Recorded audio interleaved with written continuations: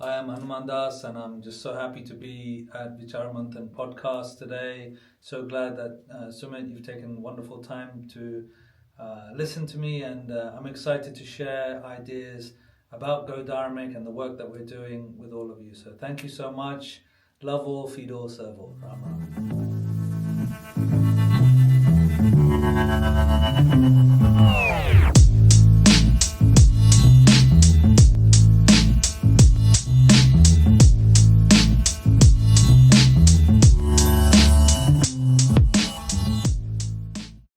Namaste and welcome to another episode of the Vichaar Manthan podcast. I'm your host Sumit Sharma, and it gives me great honour to be hosting this project for you all. And I think we've discussed this many times, but this podcast is looking to explore the world through a Dharmic lens, to see if we can make Dharma more digestible, to see if we can recapture some of the ancient and classical ideals of sustainability, of liberty and flourishing. So please tune in for an earnest conversation. We are on all streaming platforms: Spotify, Apple Podcasts, Audible, YouTube, Amazon Music.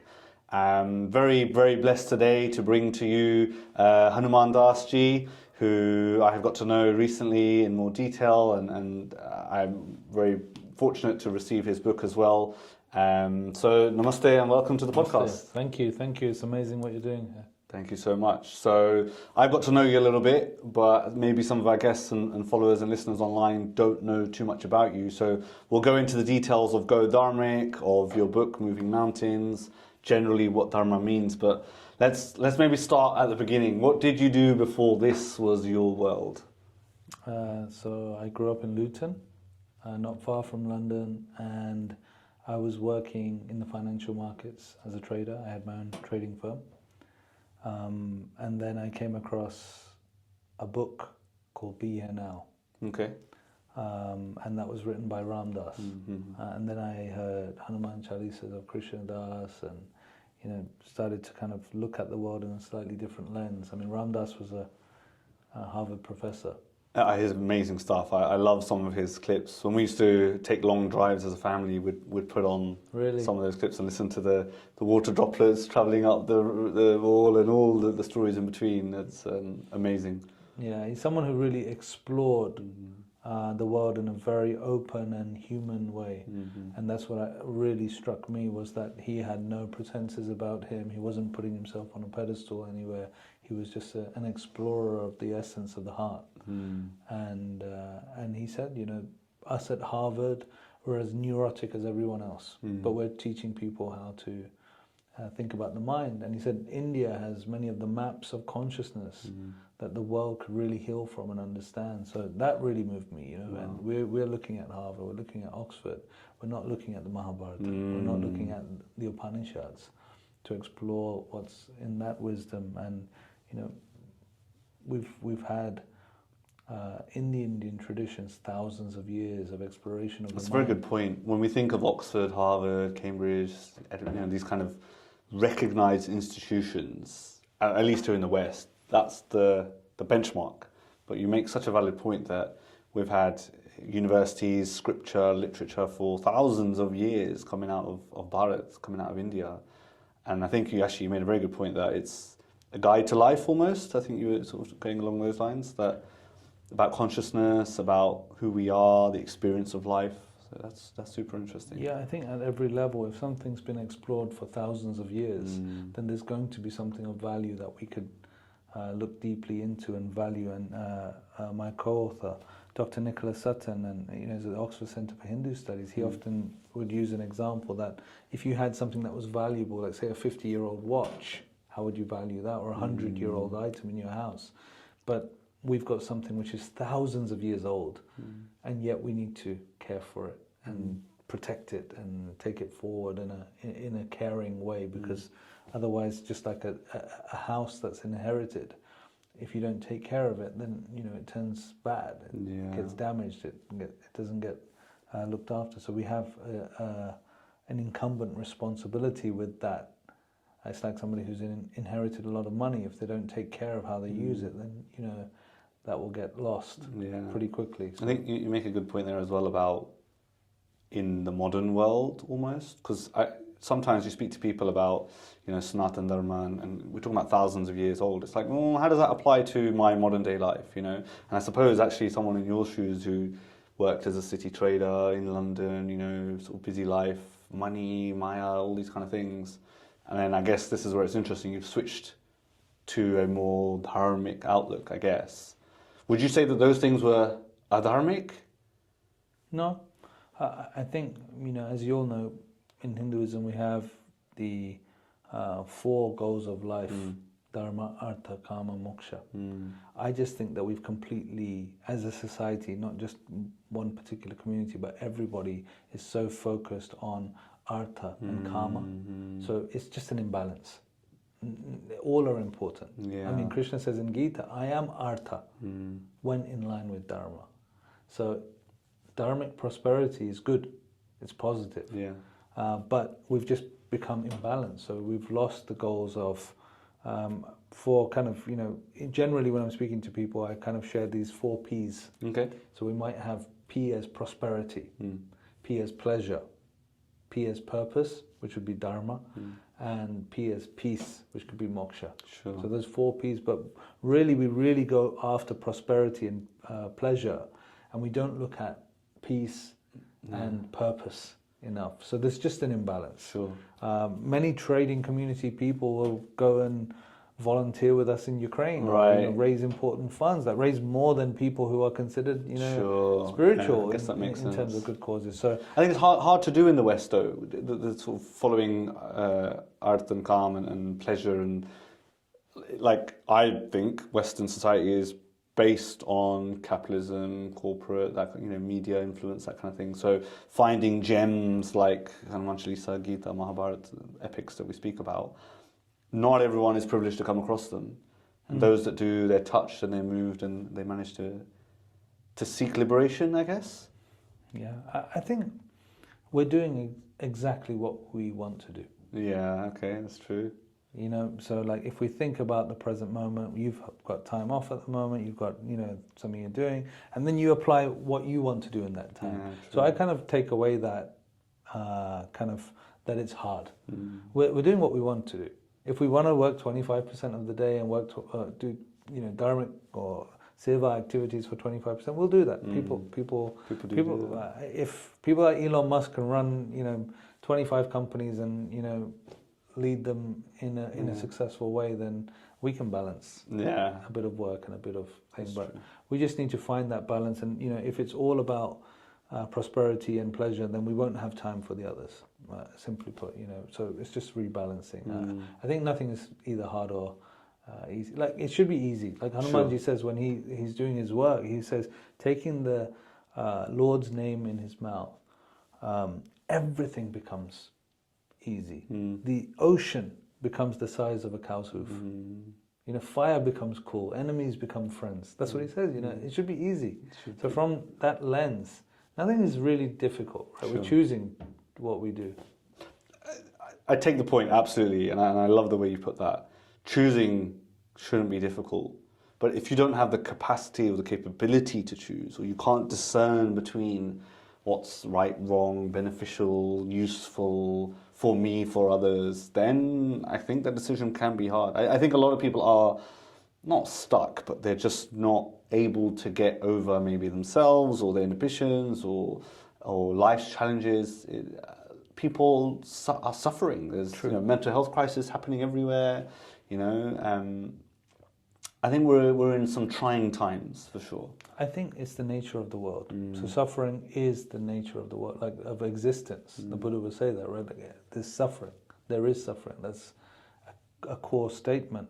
Now, how do we respond to that, both inner social work and outer in the world? So there's an inner social work that we need to do to heal our own hearts, or but I think the understanding that I kind of try to look at is that everything is perfect. Okay. If you look at the Isha Upanishad, the invocation, Om Purnamidam Purnamida Purnat Purnamadachyate, everything is perfect. You take fullness from fullness, fullness still remains. Okay. We chant often at funerals, right? Like when somebody's passed away, we recite this to remember that it's all perfect. But now then apply Gita wisdom that, look, everything is perfect. Loka sangrahamevapi. Act for the welfare of the world. Now apply that in the world. So now that it's all perfect, act and do something. So we're not bringing negativity or more suffering to where other people are suffering. If there's a karmic predicament and I can't see past my eyes because I'm because of my own karma, because of my mental situation, because of the difficulty, then that's something that I'll have to work through, and there will be a difficult time of doing that. But for others who do have a choice and are feeling strong, then there's a responsibility. Sure, yeah. Then it's interesting. We start moving into responsibility, duty. Yeah. I think you mentioned the Bhagavad Gita as well. So Arjun is compelled by Krishna to act. Like, here's all the knowledge, you know all the stuff, you're very, very well trained in fighting and yudh and everything.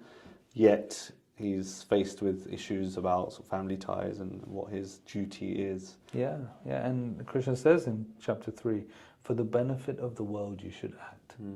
So always considering that as the core responsibility. And I think when we think about the Mahabharata, and I think the Mahabharata is the world's greatest exposition of Dharma.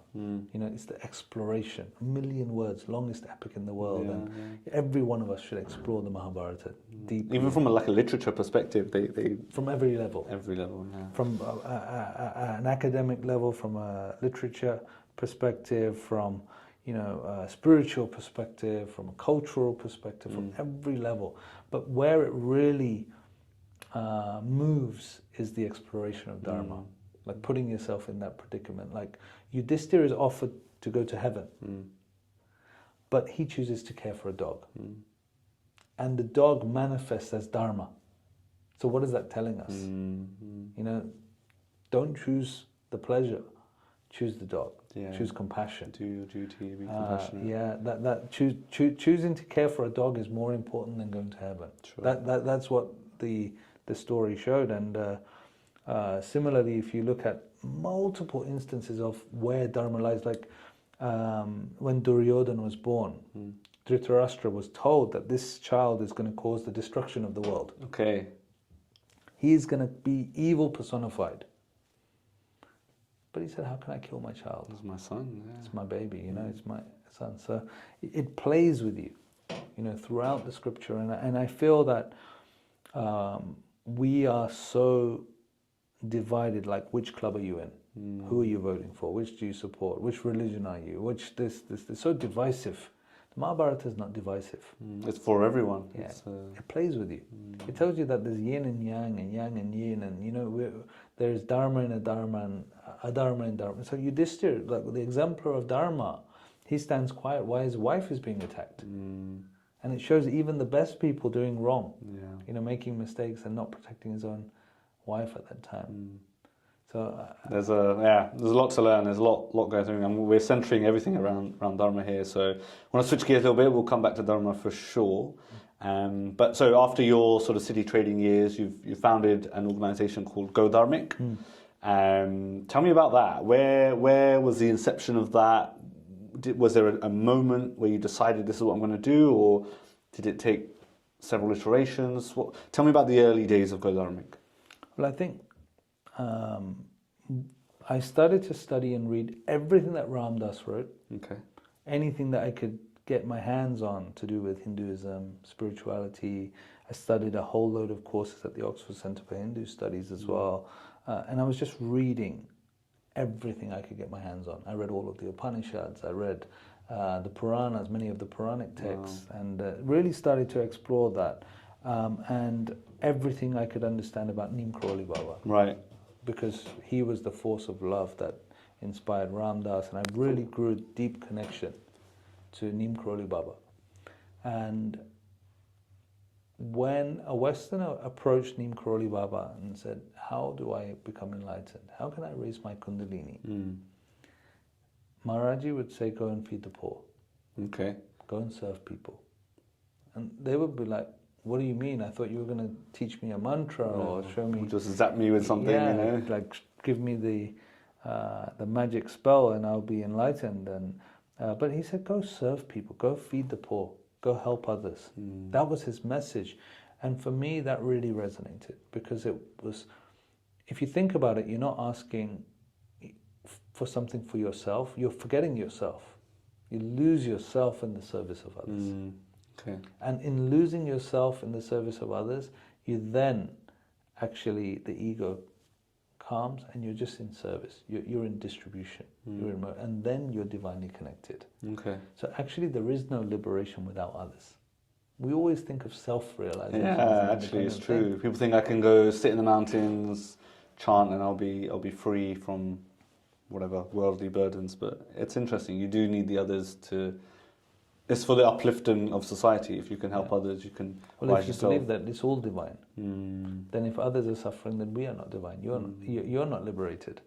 So in that way, when he said that, go and serve people, that really resonated with me, and I thought, okay, if I'm divine, that homeless person is also divine. Sure. You know, let's go and serve that people. So I was on the trading floor and I said to a few friends, let's go and buy some food from the supermarkets and go and distribute it. We just bought some small piece of food and, fruits and snacks and literally some bananas and, went out and started distributing food.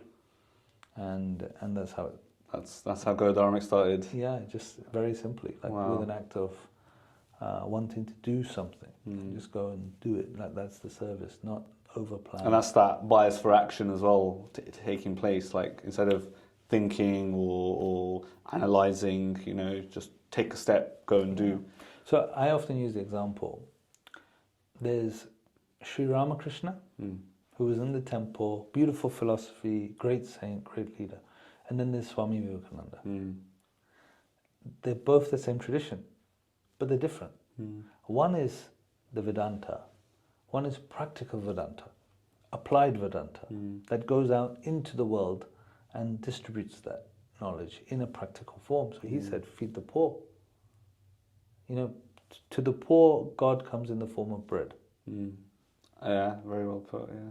So that is Go Dharmic's lenses of applying this wisdom in a practical manner in aid, international aid, or education development, or projects. So it never was planned to be like that. It was just, to start to somewhere go and serve. and do, okay. And everything has grown organically, from that. But the early days was just about that. And there was also a project called Go Organic, working with farmers to understand and alleviate things like pesticides and antibiotics in animals and, promoting organic produce. And, now Go Dharmic is an entirely vegan organization to reduce the harm as much as possible to the animal kingdom.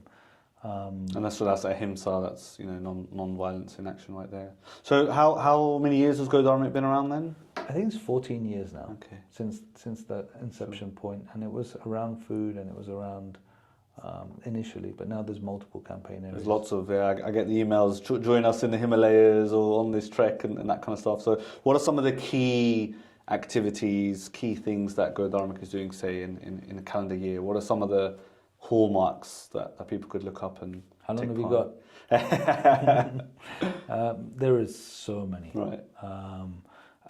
Again, everything is love all, feed all, serve all. That was Neem Karoli Baba's thing. So if I talk about individual activities, ultimately they lead back to one thing: love. Right. How do we increase the human family with love and compassion and connected? We have that Vasudeva Kutumbakam. So then it breaks down into various campaigns, and people will often say you're trying to take on too many things, too many projects.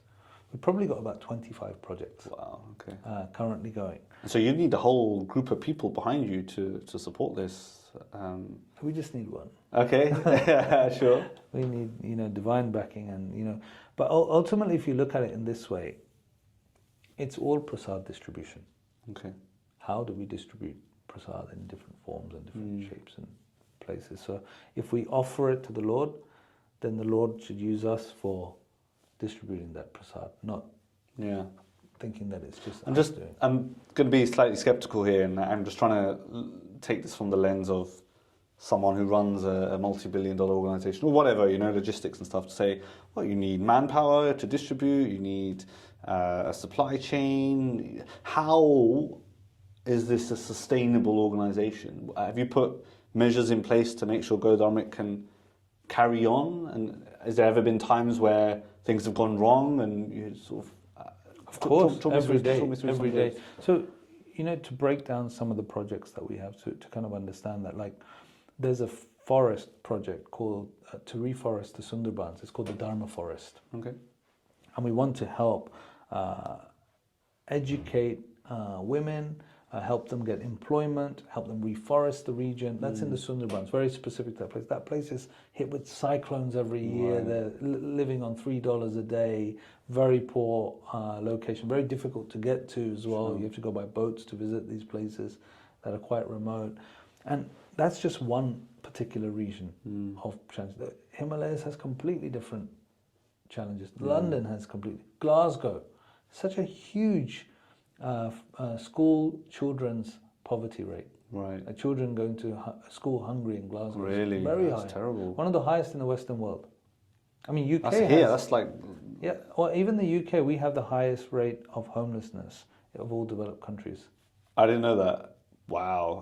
I talk about London, capital of the world, and this and that. But 40% of food goes in a bin.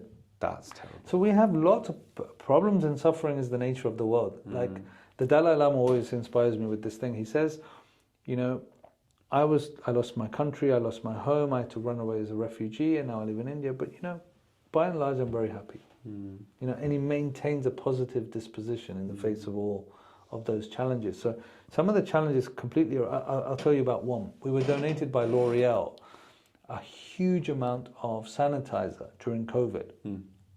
And they had probably a huge supply of it, and we had this huge donation. It was probably close to retail value, 750,000 to £1 million worth of sanitizer. We had a huge warehouse full of it.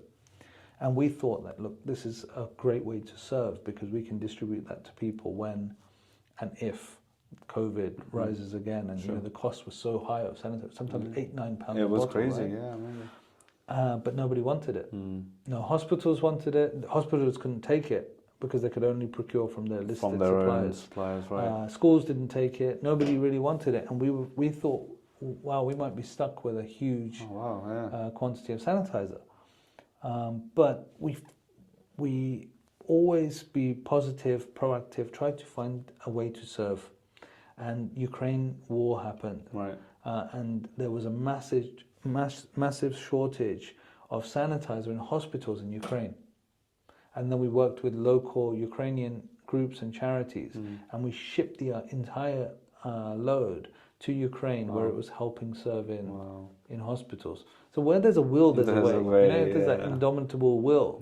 This will manifest. Like Srila Prabhupada, who founded ISKCON, the head of ISKCON and Guru, he had such clarity that this is going to exist. Yeah. So even if somebody else doesn't believe in Krishna, his belief in Krishna can be enough to ride on.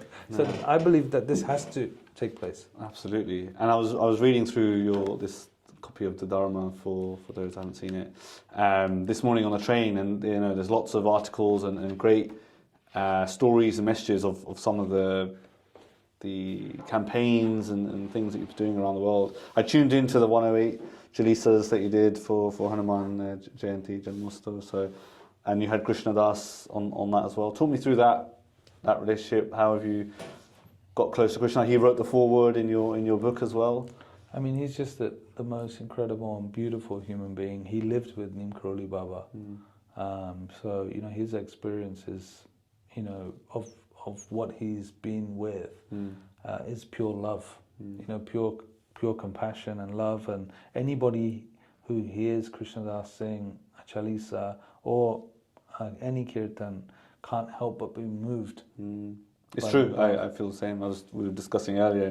Live on Earth, one of my favorite albums, on that Hanuman Chalisa especially, really edged me forwards in my sort of spiritual path, and Hanuman Tuesdays and all these kind of different things that's happening. So it's amazing you've been able to sort of connect. I came to one kirtan actually once in Angel a year or so. He'll be there soon as well in July. He normally comes once a year. It's incredible, the atmosphere there. But the funny thing is he doesn't sing to the crowd. Okay. And if you look, his eyes are closed. He sings to Maharaji, he sings to the divine. He sings to that, and that's what we're all connecting to. He's singing to Maharaji. And others who will come and try to kind of emulate or do that, they don't have the same not quite the same energy, because they're trying to sing to the crowd. They're trying to manifest something or make something happen, rather than the purest offering possible. So it's the depth of the offering that we tap into, and that's what I feel with Krishna Das, is that it doesn't matter who's in front of him. It could be someone extremely famous, it could be the sweeper, it could be anybody, and it would be completely equal. That's very, very blessed, very blessed. And so, speaking of sort of famous people as well, you managed to meet the king and various dignitaries sort of around the world, all championing Go Dharmic. So, how does that work? How do you not let the ego get in there? And talk me through some of those. What goes through your mind when you're meeting, say, King Charles of Britain? So when I met King Charles, I grabbed his hand like this, and I was warming it. I was like saying, "Thank you so much for the work that you're doing for the environment." Right. But I think the key is not to poison our prasad. Okay. Ultimately, like there was in Kenji Dham in the ashram, there was a businessman who came and he wanted to distribute lots of food. And he said, "No, I want to buy these particular kinds of laddus, and I want to do this." And like, it was a lot of mind and ego involved in the seva. But then, and some of the devotees around the temple said, "Well, this is strange. Why are you letting this guy do the distribution in this way? It's very, seems odd." And then, he went about it. Neem Karoli Baba said, "Continue and go and do the distribution." And as he was distributing all of these sweets, some kids came and he said, "No, not you, you've already been before," and they went without. Somebody asked for 2 laddus, he said, "No, you can't have it." Other people came, and there's a lot of, mind involved, a lot of funny behavior. And at the end of the day, a lot of the food went to waste. Krishnadas was actually there the day that this happened at the ashram. And a lot of the food went to waste. And the devotees kind of came back to Maharaji and got mad and said, "Look, why did you let him distribute? This is crazy. All this food is going to waste. It's prasad." And Neem Karoli Baba said, "Once you offer the food to Hanumanji, Hanumanji should use you to distribute the food. You shouldn't get in the way of that." You get what I mean? Like, we should just be the purest spoon we can be. He was distributing it from mind. If you're doing pure seva, nothing should affect you in that way. You're not doing it for that. So whoever comes, let them come. Whoever wants to serve is welcome to serve. We don't ask anybody. Sure, yeah. We don't ask these people to come and do that. That they associate because something in their heart. Sure, something has called them and asked them to come along. And I suppose that's maybe similar to a lot of the volunteers you have at Go Dharmic as well. So, we met Thomas today, and I've met various other people as well, and they're all very passionate about the project and having you as the leader and everything. So, what types of people are volunteering? Where are they coming from? What are their callings? All kinds of people, all different backgrounds, all different peoples. There is no one defined people. Obviously, many people from Indian traditions, because Sanatana Dharma, because it's based on Hindu ideas and values, and we use that as the tool for serving. But all of the ideas are universal. I mean, it's very difficult to go into ancient Indian wisdom and find ideas that are not universal. That's true. There's not much divisive things in there. So the prayer is always, may all beings be free, may all be happy and free from suffering. So it's very difficult to kind of create that separation. Have you had challenges where, say, people from other faiths or thought have not agreed with what you're doing, and has that response been enough that it's for everyone? We're not selling anything. There's no product here. We're just doing what we're doing. So, if people don't want to serve, then, don't serve. There's no thing. But I think because Western capitalism and the structures and the game that we play is predominantly in the English language, heavily influenced by the US and the UK, the lens of these traditions, the Dharma traditions, doesn't actually get very visibly shared. And therefore, we also want to use Western lens of discussion, mode of operandi. So, therefore, then, these ancient ideas and wisdom gets kind of left behind. They call that the colonial mind. We're still set in some ways of, and I think that goes to the point we're making earlier about Oxford and Harvard and those kind of things, that these become the benchmarks. So we are still, they say, some people are still stuck in that way of thinking where actually there's greater wisdom to be unlocked. Yeah, and I think if you swim in the Upanishads, or if you read the Vedas, or if you read the Gita, and you really explore them for yourself, svadhyaya, like spending time in the text, they will do the work. Like it will do. The Gita is Krishna, so that will manifest its own work. And on Hanuman Chalisa, I think when Krishna Das asked Siddhi Ma, how has this all happened? Like, I'm now a global singer, and so many people followed all of this stuff. He asked, was it because of Maharaji? And she said to him, no, it was because of the Hanuman Chalisa. Okay. And so, to your point about the event and the Hanuman Chalisa, there is no logic to it. Like, why should an aid and development organization have a Hanuman Chalisa event? Yeah, it could be questionable, but go on. But it's the power of the chant itself has the power to change. Like Neem Karoli said, it would change fate. It has the power to do something beyond, what we can imagine. Like, it's not mind, it's heart. It's such, Tulsi Das's prayer is such a heart prayer. That's very, that's an interesting one to try and rationalize, because I think growing up, maybe education system, everything, everything's very logical, very in fact, very things that you can rationalize. But so what you're saying about being heart and spiritualistic, and look, my mom is bhakti to the fullest, bhajan, path, puja, all day, every day. She lives in that, and it's great. Growing up, though, I was like, as a kid, fine, but during my teens, going to uni, I was like, I'm not resonating with this. It doesn't work for me. Now, later on in life, I've certainly found a spiritual calling and inclination and prayer, and I feel the power of it, but I can't explain that to someone. I couldn't put that into words, what that means. I think that's not, like, any lens is a good lens.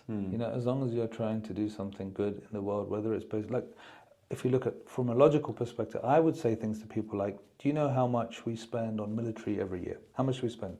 Any idea? Some 100 billion, I have no idea. Around 3 trillion. Okay. And how much do we spend on peace building? Nowhere near that number. Like, less than 0.5% of that amount. Wow. So when we rationalize it, that, like, purely from logic, forget about even any spirituality, because every aspect of Go Dharmic's work can be done from a purely logical standpoint. Okay. So should we be spending 0.4% on peace building and 99.6% on military and warfare? Yes. That is imbalance.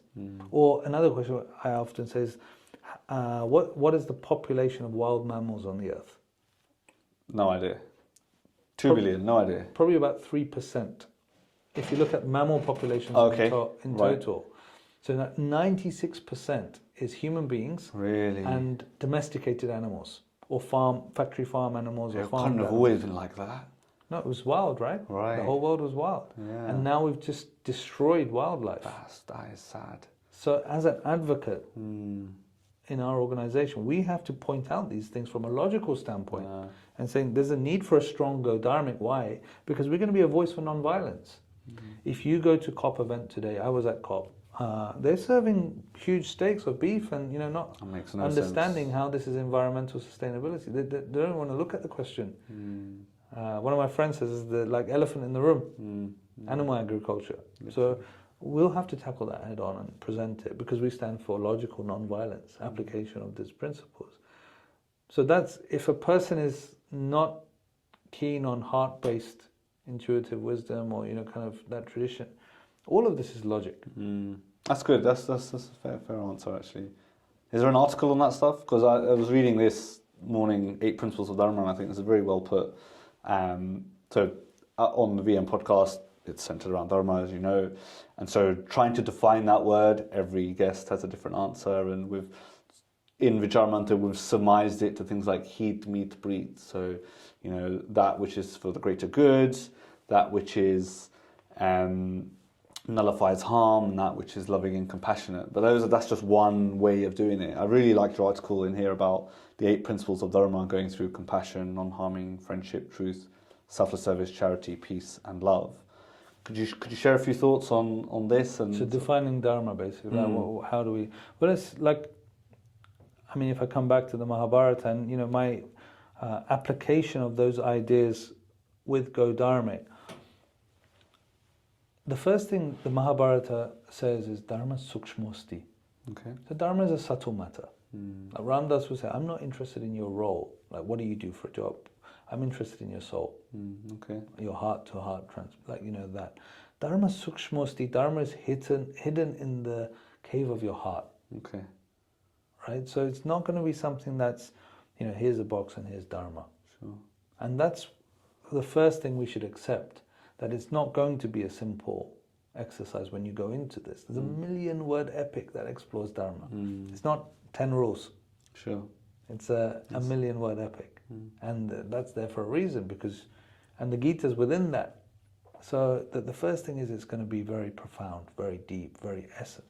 So if the Dharma of sugar is to be sweet, and the Dharma of fire is to produce heat or light, then what is our Dharma?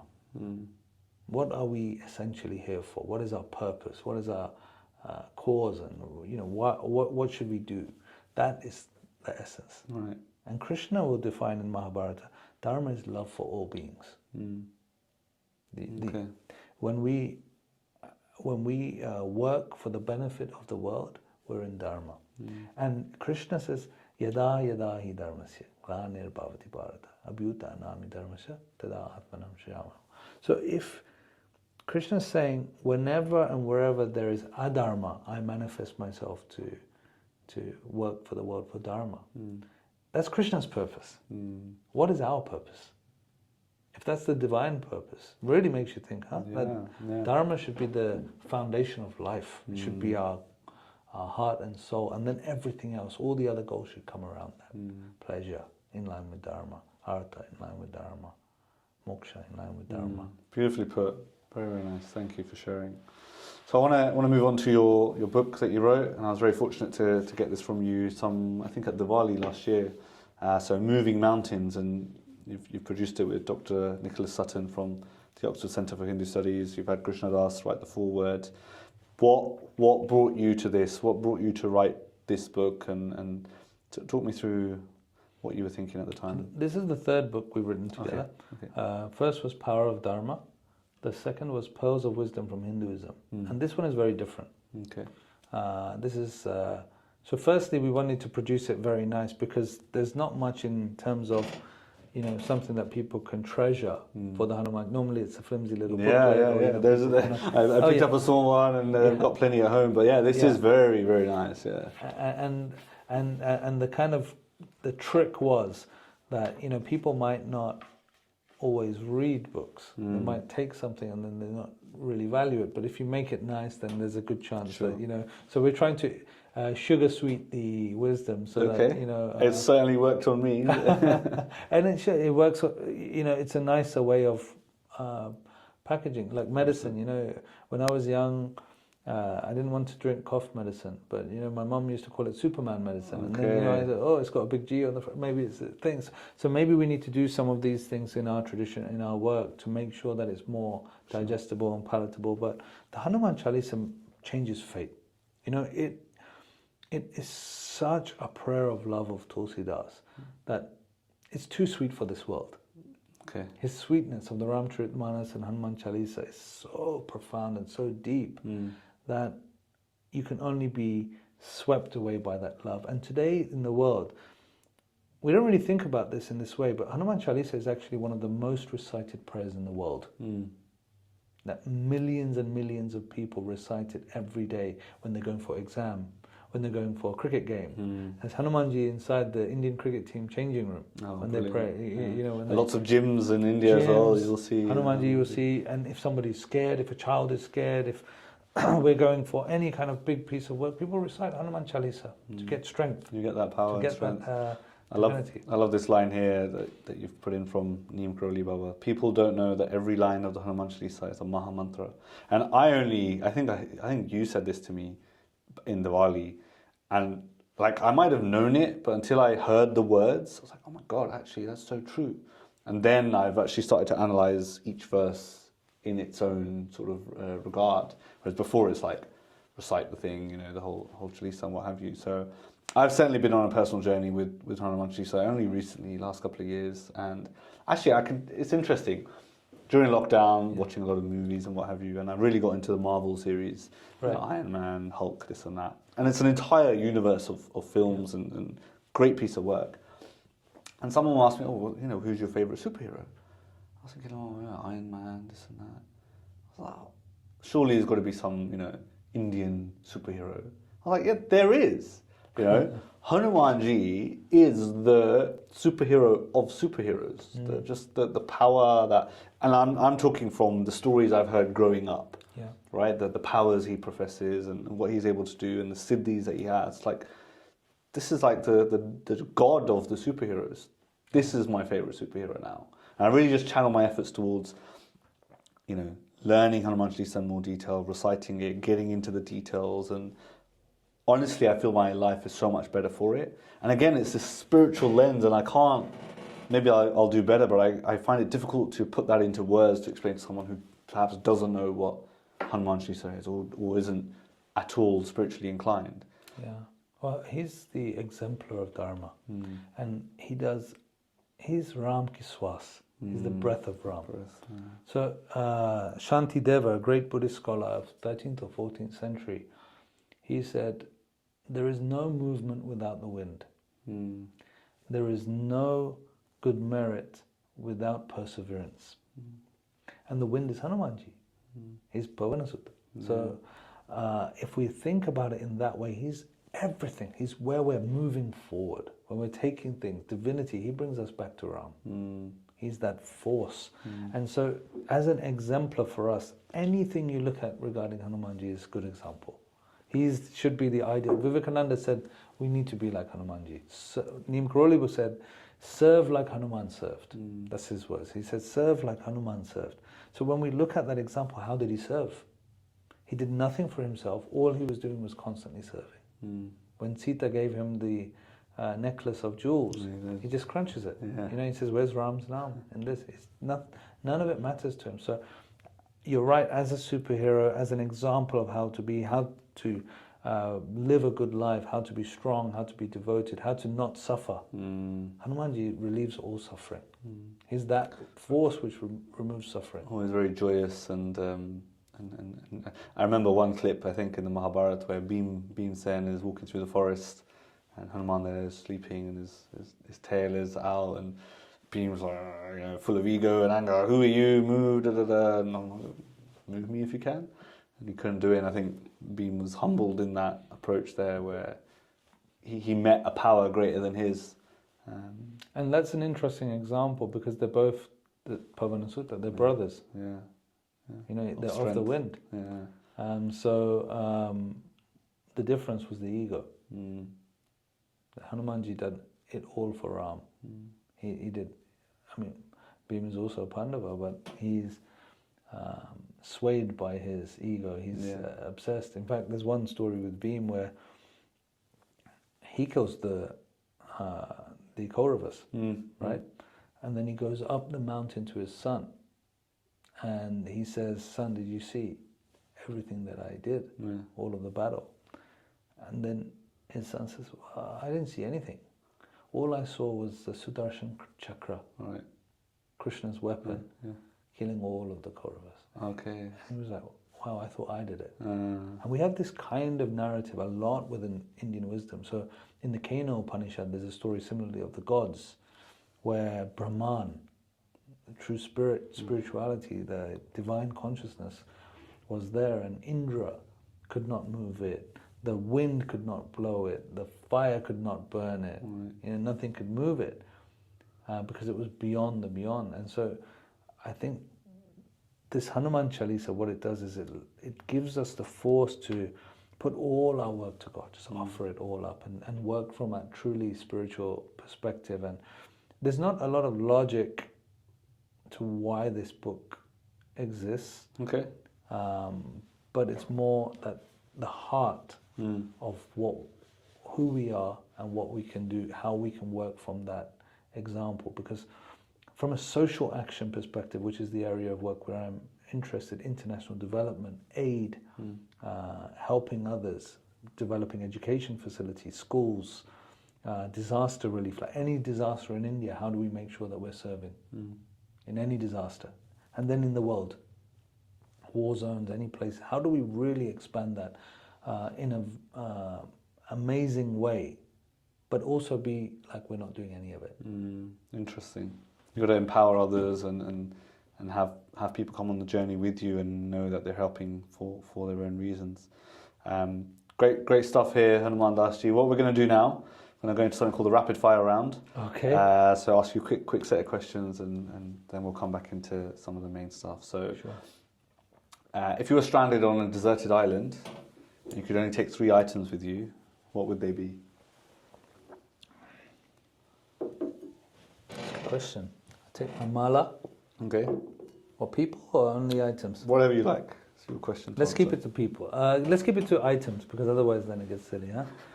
Items. I would probably take my mala, Bhagavad Gita, and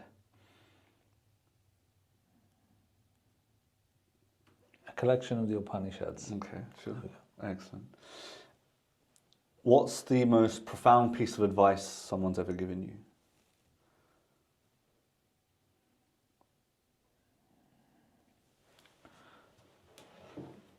You know, when I was with Ram Dass at his home in Maui, probably more of an example than particular advice. I told him I want to write a book with you. I had all this dream. I want to launch Go Dharmic. And he was not well. His body was in tremendous pain. He had a stroke that half his body was gone. But he looked me in the eyes and said, I will give you my everything. And this is someone who's like in high demand, got all of his, you know, a lot of people want of his attention, and he's really sick. And, you know, he gave me everything. So I think that presence of what he said, I will give you my everything, became a guiding force of advice in everything we do. Let's give everything to what we're doing. So if it's food poverty alleviation or education projects or writing a book on the Hanuman Chalisa or anything like that, I will give you my everything. That's what he says. It's not exactly given advice in that way, but something that reverberates. No, beautifully put. Thank you for sharing. Maybe you've half answered this already, but I'll ask it anyway. Has there been a paradigm shift in your life? One that you'd like to call out?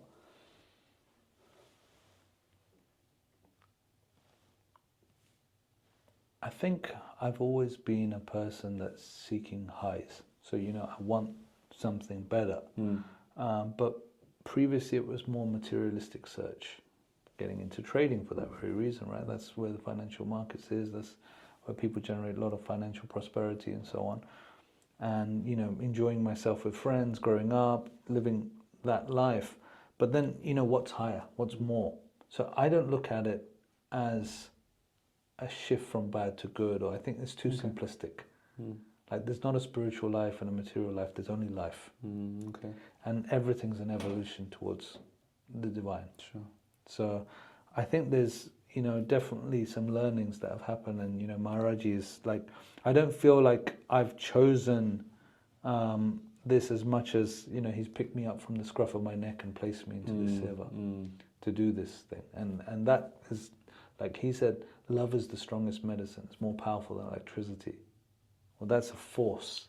That's Hanumanji's force of work. So I don't look at it more as, you know, oh, there's, you know, the traditional superhero story of like, you know, he's simple and then he gets these red underpants and now he's it's not quite a binary switch. I don't think life works like that. Evolution, you know, changes, and more cyclical as well. We're kind of, you know, how many lifetimes have we been here? You know, what have we done? Who knows, you know, what journey and what karmic predicament has brought us to where we are and what our past karmas. But I feel that, you know, electric bliss and cosmic happiness from the connection that I have with Neem Karoli Baba, my guru, and Hanumanji, and Do you have bad days, off days?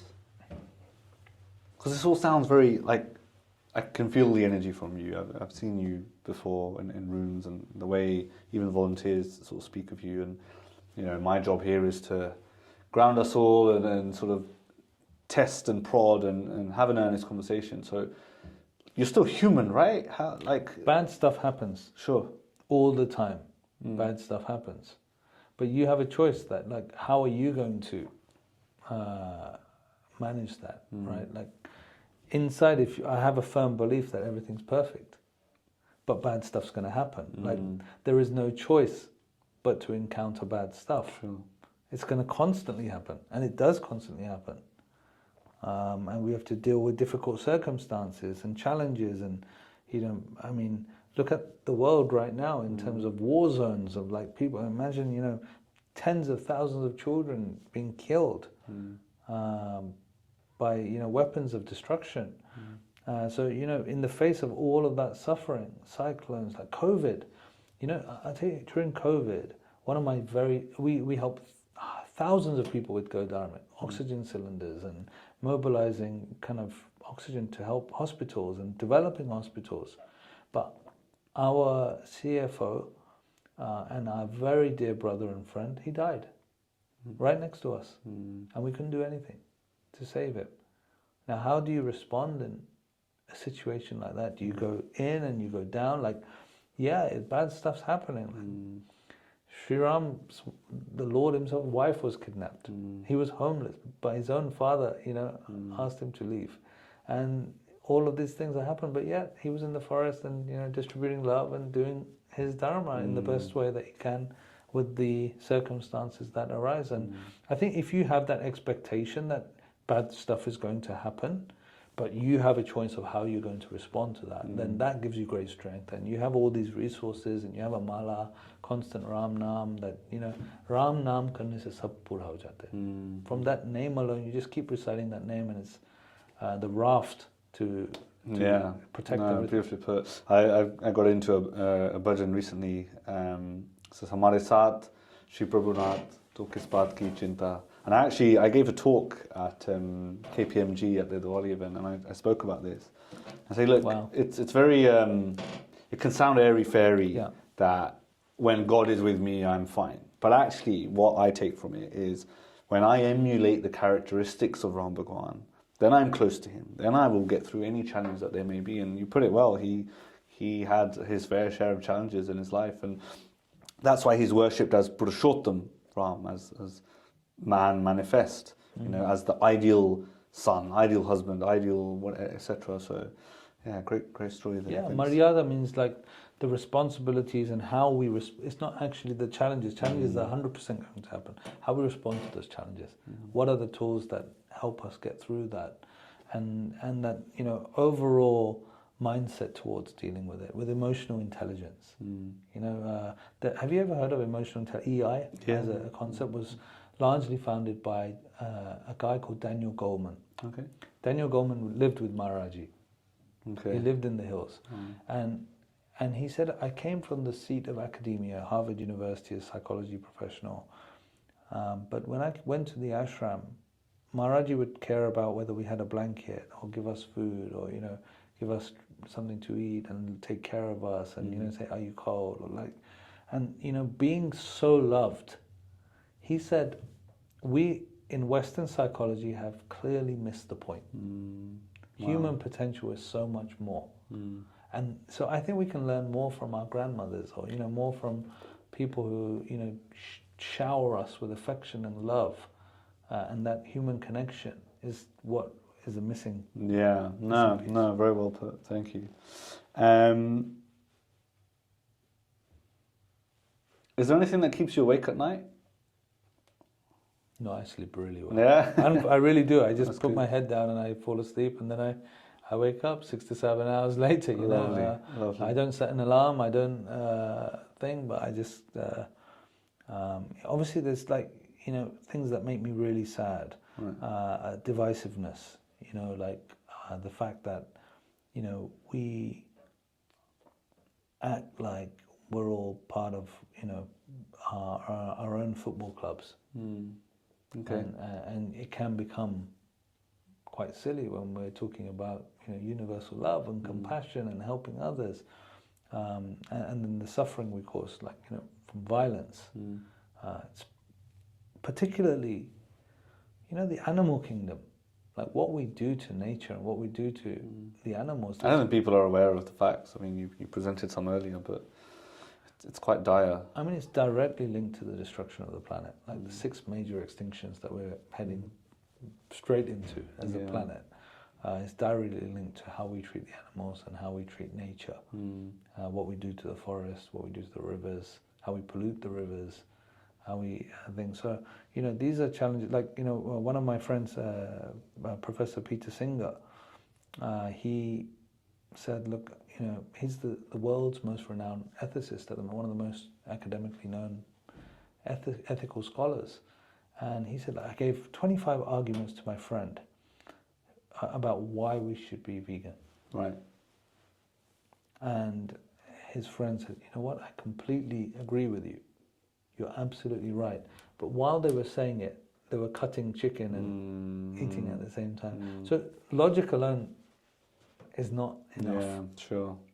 People agree, because how many things in the past, drink driving, for example, everyone knows it's wrong. So many people in the last generation used to drink drive, and then now some young people have transitioned to kind of understand it. Or how many people used to smoke so much before, and then kind of now there's been some reduction. People used to keep slaves. Yeah, I suppose the world has changed in many ways. So we'll have to just keep evolving in Dharma. Sure. Sure. Do you have a favorite book? Very difficult challenge. Very difficult. I wouldn't say there's one particular one. For me, the Ramcharitmanas of Tulsi Das is an ocean of love. Okay. And I'm writing slowly a commentary on the various kandas of the Ramcharitmanas. But for me, the book that moves me the most is that. When you go into it, you swim in that ocean. It means Ramcharitmanas, that lake of the acts of Rama, that you imagine going and dipping into that water and being present. So I think of texts that can have the power to move humanity, it's texts like Ramcharitmanas can have that. Lovely, thank you for sharing. What does sustainability mean to you? Sustainability means Dharma. Yeah. Easy. It means, but not in the way of just kind of, at a simple materialistic level. Like, we need to be happy in and of ourselves, because otherwise the quest for it out there doesn't sustain. You won't get it. It won't sustain, and it's not good enough. So you can treat, like Ram Dass, when he studied psychedelics, he got thrown out of Harvard University for testing and studying on psychedelics. You've read and heard some of the amazing leelas and stories of his time. But he gave psychedelics to Neem Karoli Baba. And he would give them and give them and give them, and Maharaji was just taking. And then for fun, he got the blanket, put it over his head, and then just screamed, like, ah, and then he goes, oh my God, I've killed my guru, He said, I gave him enough psychedelics to kill a horse. Right. That's how strong the dose was. But he just played with me, laughed, and then carried on doing whatever he was doing. And he said that, like, these things give you the ability to, reach a certain point for a while, but then they bring you back down.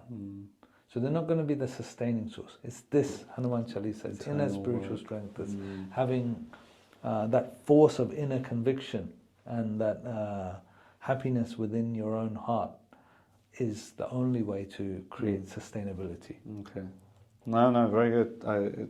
It's enjoyable. I'm just trying to, what would a skeptic say? What do the naysayers say? Is there a point to make? Because everything you say is very positive and constructive, and I think the way you live your life and definitely the work that you do. But what's the challenge? What's the biggest challenge for you personally and maybe for Go Dharmic as an organisation?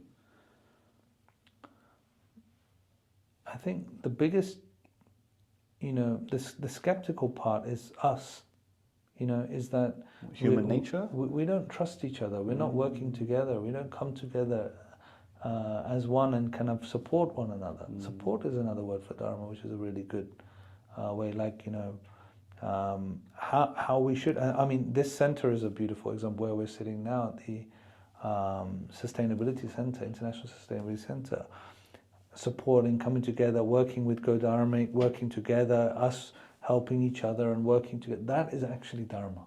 So I think the biggest challenge is how to bring people who really believe that we need a more dharmic world together. That's the big challenge, because everybody's doing siloed things or individual things, or owning on that separateness. Brahman is togetherness. It's ultimately unity. Unity of consciousness, unity of effort. I think that's the biggest challenge. Is actually convincing people that we are one. We all say sabek, glimly, but then we all do separate things. No, definitely. Okay, so Hanuman Dass ji, thank you so much for joining us here on the Vichaar Manthan podcast. I'm sure we could talk for hours, and I know within you there's hours and hours worth of stories and lessons for us all to share and wisdom to bestow. But are there any parting thoughts, any pearls of wisdom, something you'd like to share with our listeners and our viewers at home?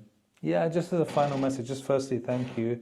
I appreciate, the Vichaar Manthan work and project and exploration of Dharma, so thank you for doing this work. You don't have to do it, you choose to do it, and you feel it's a great service to allow people, like in the Gita, Krishna says, iti te jnanam akyatam guyat guyataram mayat vimrishyeta dasesano yata ichhasi tata kuru. Study the wisdom, explore it carefully, and then act as you see fit. Do as you wish to do. So he gives that free will to people, and I think you're giving a platform to people to do that, to really explore, think carefully, and then decide how they want to apply it, which I think is very, very beautiful and a good platform to do. And second point is to encourage everybody to go Dharmic, to come and do something. It doesn't have to be with Go Dharmic. Of course, we'd love to work together with everybody listening, or anybody that wants to engage in seva, coming out to do homeless food distribution in the UK, or developing a project of your own, or visiting India projects, or traveling somewhere and getting involved in on or offline projects in some small way, shape or form. That could be a small contribution monetarily. That could be giving some time, 1 hour a week to do some service. That could be giving a particular talent that you have, maybe knowledge of AI, or maybe an interest in web development or something, or podcasting or something, to contribute towards that greater cause of building a bridge, like for Dharma. Like when the Hanumanji and the monkeys were developing the great bridge to Lanka, there was a squirrel, and the squirrel was shaking its body and dropping small grains of sand onto the bridge. And then they all started laughing. And what is this monkey doing? This squirrel doing? It's very strange. What are you doing? And then Sri Ram comes and says, don't laugh. This is very important work. And even a grain of sand makes the difference. And they say that the stripe on the squirrel's back is Sri Ram's blessing for the grains of sand that they were dropping. But for me, that has great significance, because it's those small grains of sand that actually hold the whole thing together. So how do we fund this? How do we do that? It's people giving £5 a month, or people turning up to do their food distributions and serving. And you recently had Prime Minister Rishi Sunak join you in a food distribution. Even the Prime Minister makes khichdi and serves, together as one. And that's in our traditions a great example that the leaders of society can come and do seva as one. In the Gurdwara they'll have. Even the emperors or the leaders would come and sit on the floor and take prasad. The PM spent an hour making prasad and distributing food packs for the homeless with us. And regardless of political affiliation, it's a really proud moment to have PM serving like that. And if he can spare an hour, then we can all spare an hour to do something. And Go Dharmic's international as well. There's lots of details. I'll put some details in the show notes. But Hanumanji, thank you so much for coming on the VM podcast. Thank you for sitting here with me and discussing and sharing in all the ideas and all the work that you work towards. And for anyone listening at home, If there are questions, if there are comments, please drop them into the description down below, and we'll be interested to speak on them further. And maybe we'll have you back again at some point, or I'll come and join you at one of your centres. And absolutely, would love that. And thank you so much. And really appreciate. Keep all of this wonderful work going and spreading more love, more compassion, more kindness, more friendship to everybody. So thank you so much. Thank you. Ram Ram. Ram Ram. And to everyone listening at home, thank you for listening to the Vichaar Manthan podcast. You know where to find us: Spotify, Apple Podcasts, Audible, YouTube, Amazon Music, and all streaming platforms. My name is Sumit Sharma, and this was the Vichaar Manthan podcast. Namaste. Namaste.